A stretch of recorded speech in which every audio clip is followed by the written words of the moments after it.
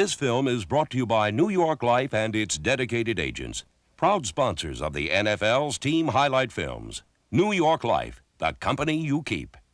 For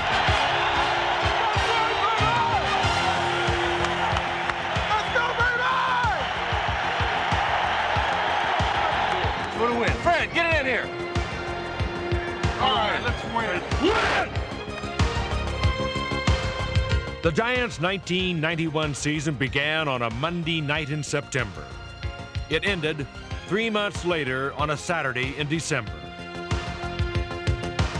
During those two nationally televised games against talented opponents, the Giants displayed the winning form that had made them NFL champions the previous year.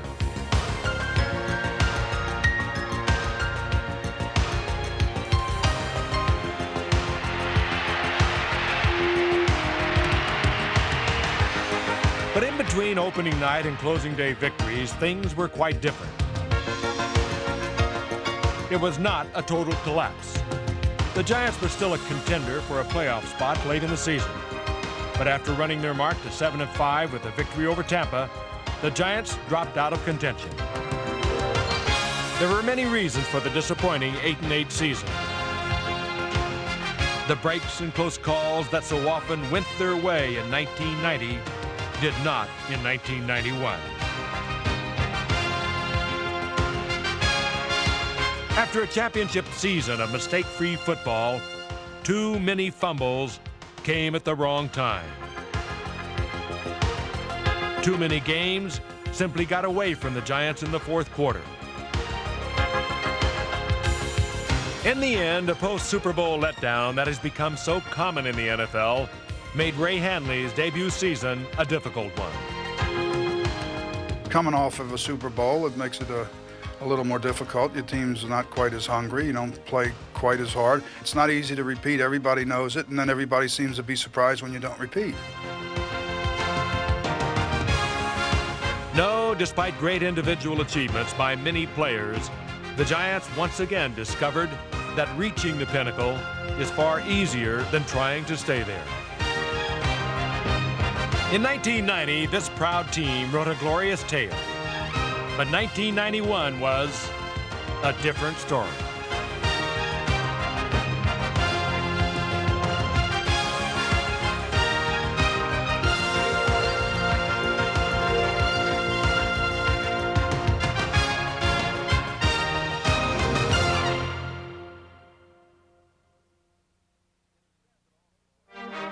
It is said that all glory is fleeting.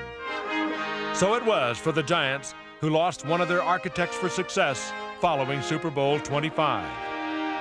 Bill Parcells left behind a great legacy. But his late retirement decision left successor Ray Hanley little time to prepare for the new season.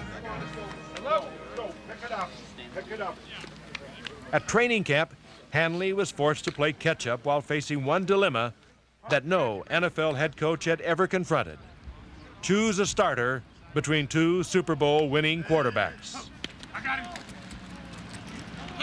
Phil Simms, the Giants' steady, long-time leader, was healthy again. But in the wake of his 1990 playoff heroics, Jeff Hostetler was given a chance to compete on equal terms. I'm not concerned about the decision because I can't make a bad decision. They're both playing well in camp. Whoever I decide to start in the first regular season game is going to lead the Giants well. They both are good leaders. They both execute well. They're both playing well. They have the respect of their teammates. So I think they both feel that they're each getting a fair opportunity, and I think they both feel that the other quarterback deserves an opportunity here as well.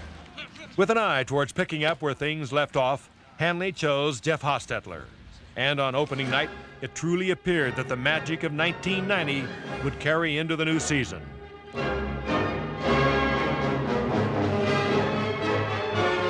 In his first appearance as the official starting quarterback, Hostetler put on an electrifying performance as the Giant 49er clash turned into a remake of their classic NFC championship.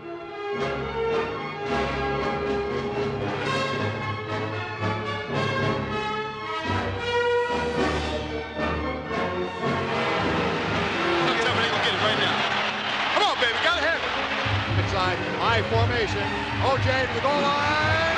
Oh, signal. It's a touchdown.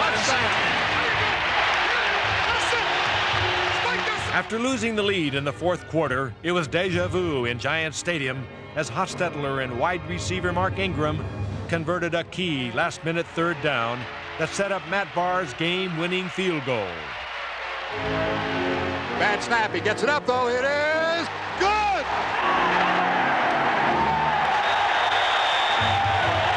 But the glow of this great victory faded fast. The Giants suddenly became prize prey to psyched-up foes who gave it their all to beat the defending champs. Against the Rams, it was the offense that was grounded.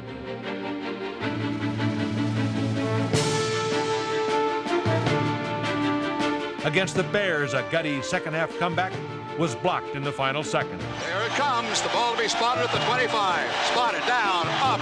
It's wobbly. It's partially blocked. It's no good.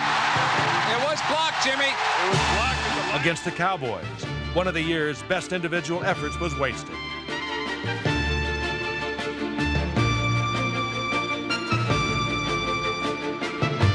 In a nearly flawless performance, Jeff Hostetler hit on 28 of 34 passes for 368 yards as he rallied the Giants on a gallant comeback. Long count. He's got the ball. Hostetler looking. Has time. Throws. End zone. Touchdown. But as it often happened in 1991, the defense failed to hold on to the lead. The inability to put in a full 60-minute game haunted the Giants throughout the entire season. But when they fully extended themselves for 4 quarters, as they did in Week 6 against Phoenix, the Giants looked like champions. Led by Rodney Hampton's 137 yards rushing, the men in blue broke on top and never looked back. Goes in motion behind the line to the left. Handoff. Hampton through right tackle near the 5. He might score. Touchdown. The Cardinals' fear of Hampton helped to open up a Giant offense whose versatility was apparent in this much-needed victory. But at other times, it was a different story. If there was one game that summed up the season, one game that personified the 1991 Giants, it was that fateful Sunday night encounter against the Redskins.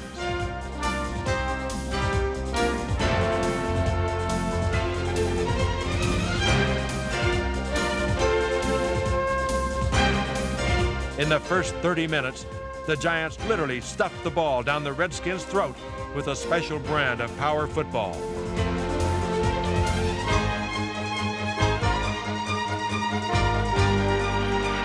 Hampton gets the ball. Touchdown!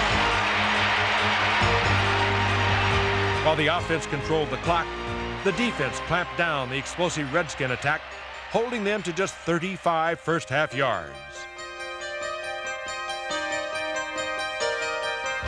But in the second half, the Giants cooled off as Washington turned a potential Giant blowout into a close thriller that resulted in a Redskin victory. The Redskins went on to win Super Bowl 26. For Giants fans, memories of their team's one half of dominance left them with the feeling of what might have been. Individual battles, guys, just like he said, and we were dominating. Let's go, baby. Let's go. Play with ball. Big blue. Giants ball, baby. Ball tonight. Stack number 2. Ready? Giants football. Traditionally, it begins and ends with defense.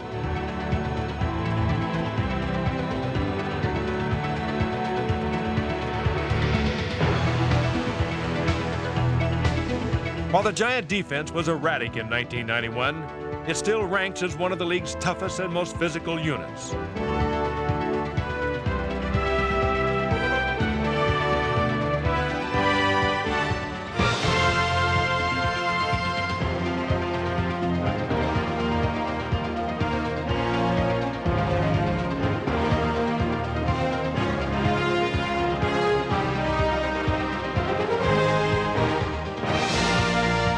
A key factor for a Giant resurgence in 1992 will be the need for an improved pass rush. For many years, that was the domain of Lawrence Taylor, who played well in 1991 before injuries shortened his season, and Leonard Marshall, the only defensive lineman to play healthy all year. In 1991, it was a thinner, meaner Marshall who rediscovered his insatiable appetite for quarterbacks. With the team leading 11 sacks, Marshall returned to the form that made him one of the league's best pass rushers.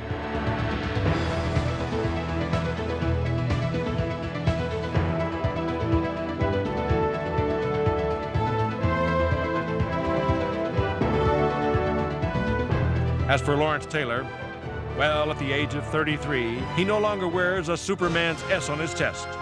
But Lawrence Taylor, as a mere mortal, is still a powerful presence. Hopefully, Taylor's continued inspired effort will rub off on youngsters like number 57, Corey Miller, the rookie linebacker who displayed great promise in his first season. An aggressive pass rush should help the Giants' young and talented secondary to regain its championship form. Starting safeties, Myron Guyton, number 29, and Greg Jackson, number 47, have proven big game abilities, while number 25, Mark Collins, will be looking to enhance his status as one of the league's best coverage men.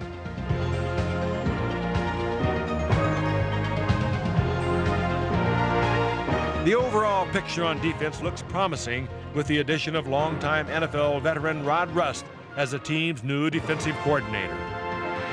While Rod Rust brings with him many years of defensive wisdom, it's innovation and youthful enthusiasm that Jim Fassel hopes to bring in as the new offensive coordinator.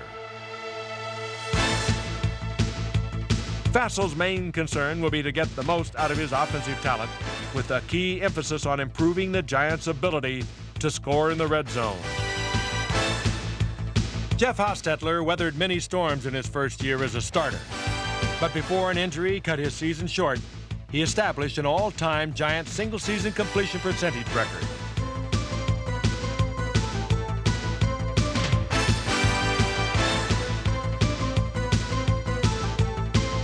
Versatility and the ability to spread the ball around marks a Giant passing attack that features reliable Dave Megan and the dynamic duo at wide receiver, number 85, Stephen Baker, and number 82, Mark Ingram.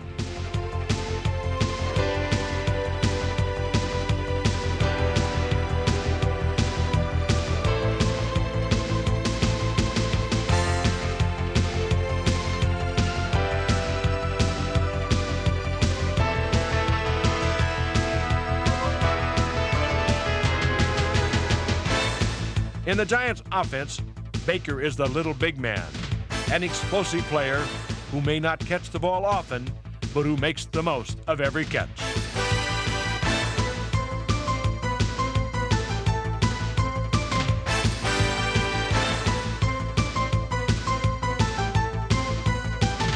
While Baker is solid and dependable, Mark Ingram has emerged as a resourceful, take-charge, big-play receiver. Need evidence of that? Go back for a second to January 1991.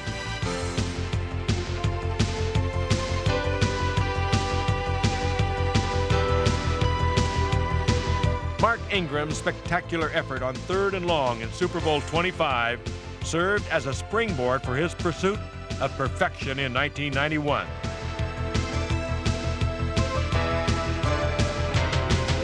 Ingram nearly doubled his career pass reception total by leading the Giants with 51 catches, good for 824 yards. In a year when many Giants struggled, Mark Ingram thrived, and further improvement on his part will go a long way in revitalizing the Giants for the coming season.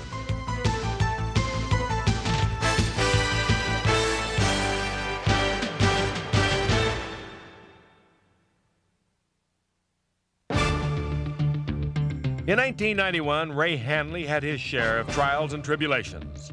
But despite his team's inconsistency, the Giants still made a midseason run for a playoff berth. Hostetler in a shotgun formation has the ball. He's running. Hostetler's going to get a first down across the 40, 35, 30, 25. Hostetler to the... In Phoenix, the man they call Haas had a bonanza of a day. while the special teams and the defense exacted a measure of revenge by shooting down the Cowboys.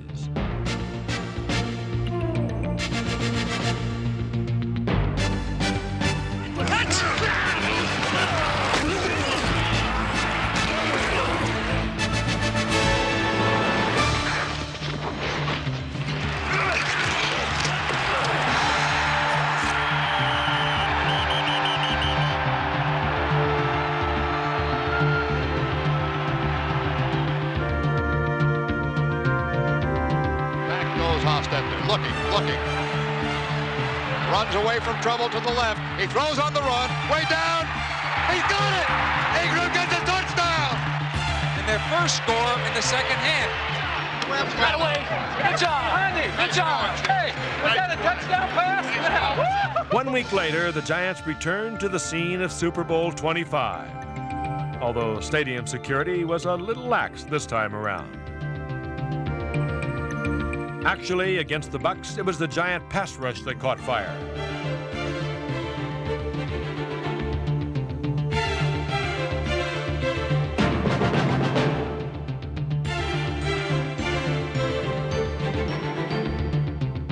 Led by an outstanding performance by Pepper Johnson, the defense registered a season-high 7 sacks.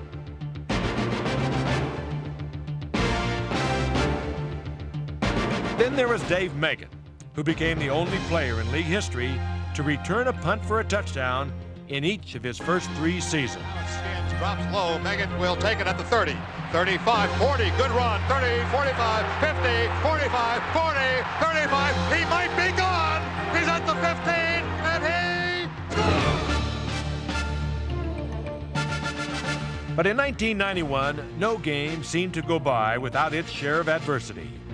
In Tampa, a slew of injuries, including the one that ended Jeff Hostetler's season, cast a pall over the stadium.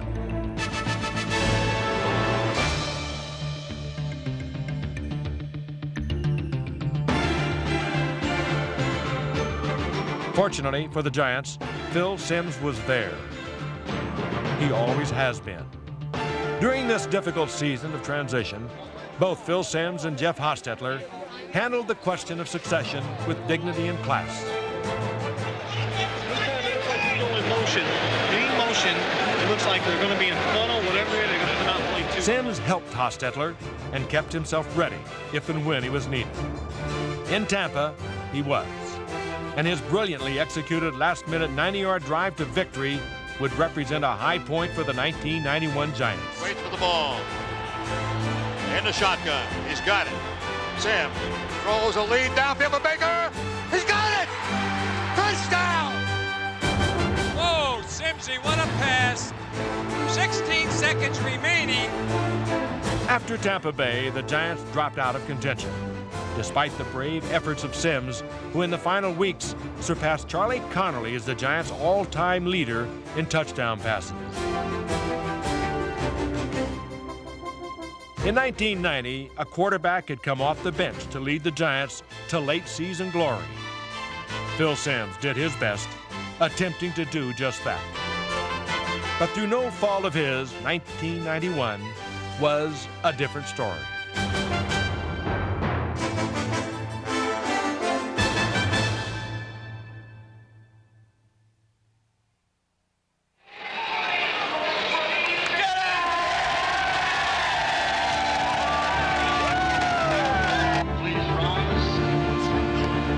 Ray Hanley faces many challenges in restoring the Giants' roar in 1992.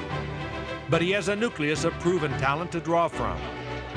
One area of his team that represents power and strength is the offensive line. Led by 2-time Pro Bowler Bart Oates, this unit has youth and depth and is reaching the peak of its abilities. Behind their big line, the Giants field a running attack as talented and diverse as any in the NFL.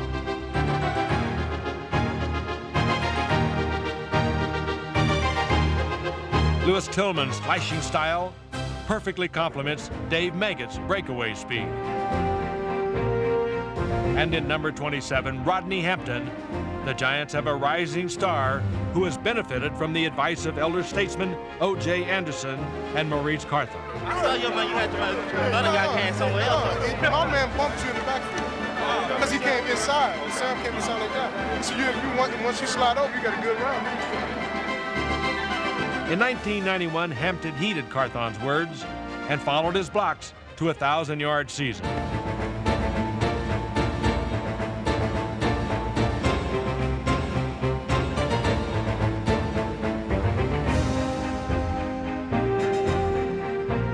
Hampton became only the 4th Giant to ever surpass the 1,000-yard mark, and he proved his worth as a receiver out of the backfield with 43 receptions.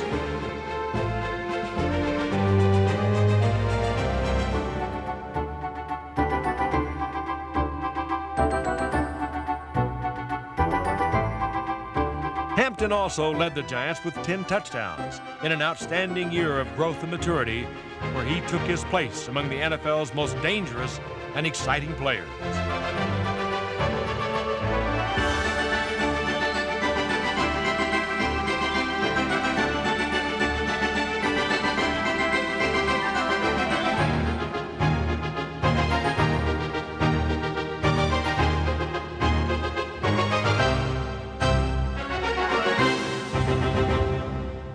In the season finale against Houston, it was a big effort by Hampton that spurred the Giants on to their best overall performance of the season.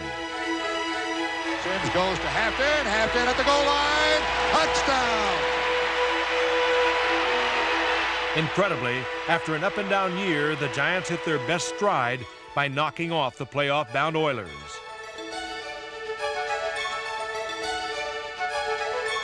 It was a complete victory with equally strong contributions from the offense, defense, and special teams.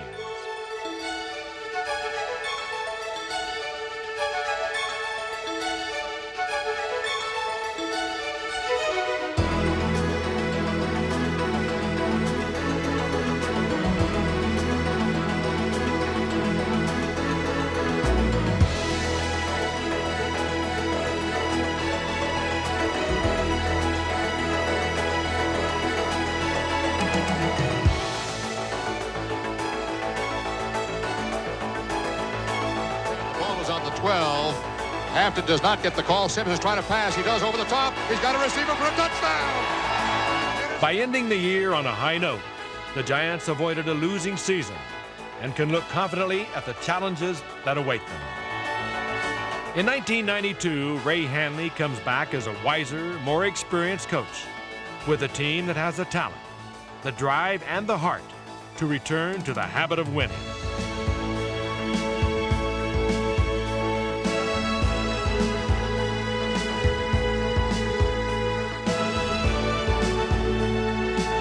The pain of falling from Super Bowl champion to also-ran is something many current Giants have experienced and overcome before.